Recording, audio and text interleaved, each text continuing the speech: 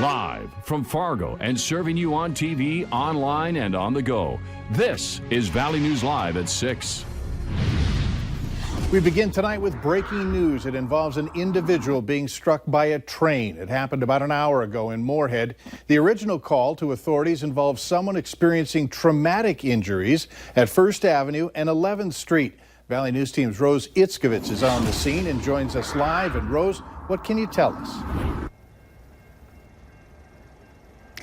Well, Mike, not a whole lot. Everybody is extremely tight-lipped here, but we arrived here as soon as we could to 1st Avenue North and 11th Street North, right on the railroad tracks you see over here. Police actually responded to a traumatic injury. That's what dispatch tells us. And we hear that the Moorhead police were here as well as other officials based on what our viewers sent us. Now, there is a claims rep from BNSF Railroads here right now taking pictures. We were told he would give us a little bit of information, but right now he's saying, I can't tell you anything, and he referred us to another representative who is also not responding at the moment. So we do know that there was a traumatic injury response here at these train tracks right behind me. You can see a little bit of water sprayed over there that they may have been cleaning up an injury. That's what we did hear something about.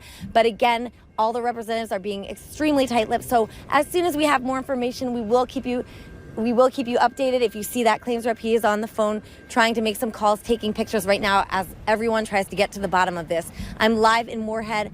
Rose Itzkovitz, Valley News Live. I'll send it back to you, Mike. All right. Thanks so much, Rose. Look for updates on our website at valleynewslive.com. A 25-year-old man is dead after the pickup he was in was hit by a train west of Perham, Minnesota this morning. Authorities say the man was driving his 2014 Chevy Silverado pickup when he was hit by an eastbound BNSF train. The crash happened at a stop sign controlled crossing. More information is expected to be released tomorrow. We're following a developing story out of North Fargo where one person was found dead earlier today. Authorities have not released the victim's name, but responders from Fargo Fire, Police, Ambulance, and Red Cross were all on the scene at 417 12th Street North. We're told the fire was confined to the 3rd floor of this apartment building. Firefighters say despite a large amount of smoke, they were able to extinguish the fire in about 20 minutes. A lot of smoke, so it was just coming off the top of the house kind of. Then when they busted out the top window there, it just came barreling out. The Red Cross tells us 4 people have been displaced. Fargo Fire and police are working together to investigate. Our run of high temps into the 80s continues as summertime heat stretches into August 1st. Let's find out from Hutch Johnson what we can expect tonight in our no-wait weather. Hutch? Yeah, most of us are going to stay very quiet. We do have a few clouds moving into southeast North Dakota ahead of some storms that are moving into the central part of North Dakota. Now, these storms are quite a ways away, moving southeast at about 25 miles per hour. They're about 90 miles away from western Stutsman County, so that puts them about 3 hours out at their current speed. We'll keep our eyes on that, but our thunder chances will be later this evening and mainly out to the west. For our area, Fargo will be in the 80s as we go through the evening, slipping into the 70s with pretty sticky air out there, Mike. It's very humid. Temperatures in Grand Forks very similar as we head through the evening. I'll have details on some rain as we go through the overnight hours and storms as well here in a few minutes. All right, keep us posted. Thanks. You're 18-year-old and you make a mistake and now you're in your mid-30s and you're still paying for it. Maybe it's just a simple possession charge or a minor in possession of alcohol. I don't think that should be something that should follow you around for the rest of your life. Today marks the start of many new laws around the Red River Valley, and there's one in North Dakota that has some people scratching their heads. The state's new criminal records sealed law allows those with criminal histories the opportunity to get their records sealed from the public. So how does it all work, and is it safe? Valley News Team's crime and safety reporter Bailey Hurley investigated and found out that it's another way to give those with a bad rap a second chance.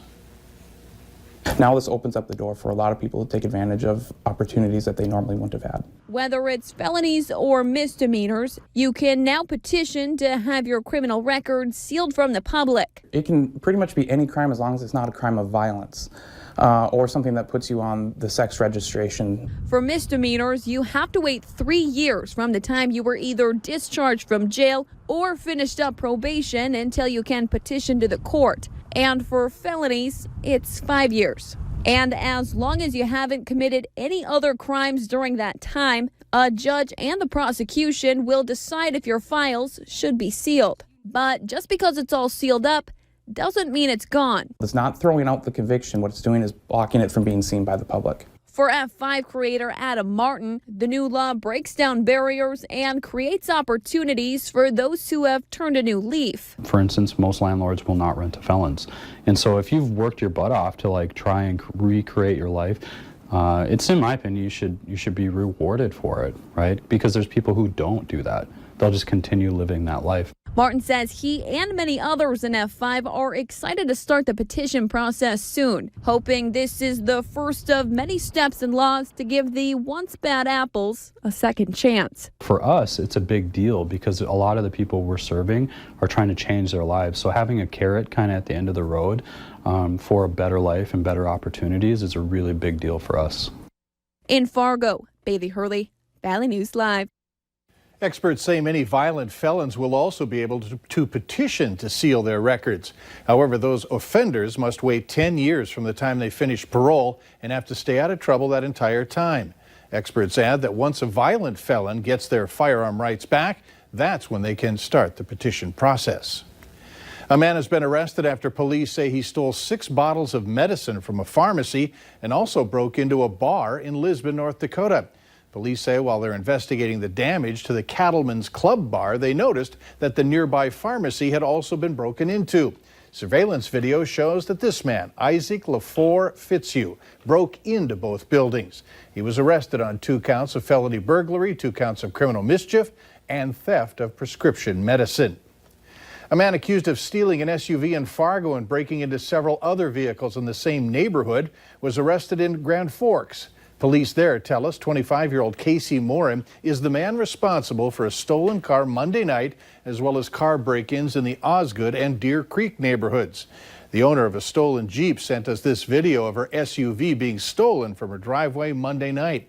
She told us her checkbook and spare keys were left inside. Besides the Jeep, most of her items inside were also recovered. Police are asking for your help identifying the individual and vehicle on your screen. If you have any information, call the West Fargo Police Tip Line. The phone number is 701-433-5333. A new law in North Dakota changes the age of criminal responsibility from 7 years old to 10. North Dakota has been one of just a handful of states with such a young age of culpability. Internationally, the average age is 12. Valley News Team's education reporter Veronica Marshall explains the impact that this could have in our area.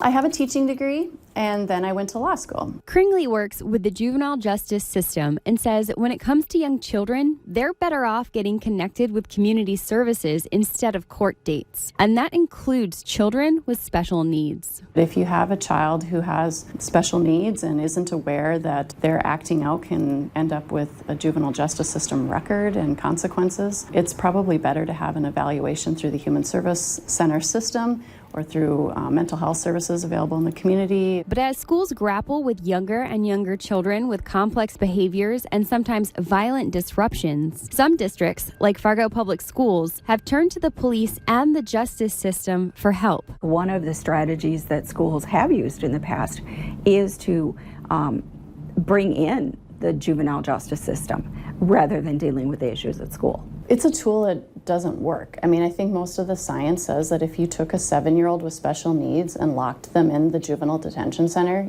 you will make them sicker. But now that tool can't be used against some of North Dakota's youngest and most vulnerable children. As of August 1st, children under the age of 10 can no longer be held criminally responsible or charged with crimes. Instead, they'll be connected with community services to find a solution. Experts say they hope the change will protect children with special needs by forcing school districts to find new solutions to problematic behaviors. Really look at the cause and address the cause that we don't get to where we have to call the police, and certainly not use the juvenile courts to address the needs of children with disabilities. By not bringing kids into the criminal justice system at 7, at 8, at 9, I think in the long run we'll see more success. In Fargo, Veronica Marshall, Valley News Live. We reached out to Fargo Public Schools on the new law. The district declined to comment. U.S. Senator John Hoeven continues to urge you to sign up for the USPS Informed Delivery, which is a mail tracking service if you're having delivery problems. Hoeven is weighing in on an investigative report that we did on the issues at Prairie Wood Post Office. Federal records indicate 137 complaints in the span of 10 months there. Hoeven says that he met with the USPS Dakota's district manager earlier this year to ensure the Postal Service was addressing the complaints detailed in your recent report and working to solve delivery issues. He added that he's working to hold USPS accountable and ensure the agency addresses any new concerns. Later on Valley News Live at 6, some Minnesota drivers need to pick up the pace or move over. Details on a new law. Mid-80s today, our temperatures in Fargo and Grand Forks. Some humid air in the valley going to fuel some rain and thunder chances. I'll have details on what you can expect coming up in your hour-by-hour forecast next.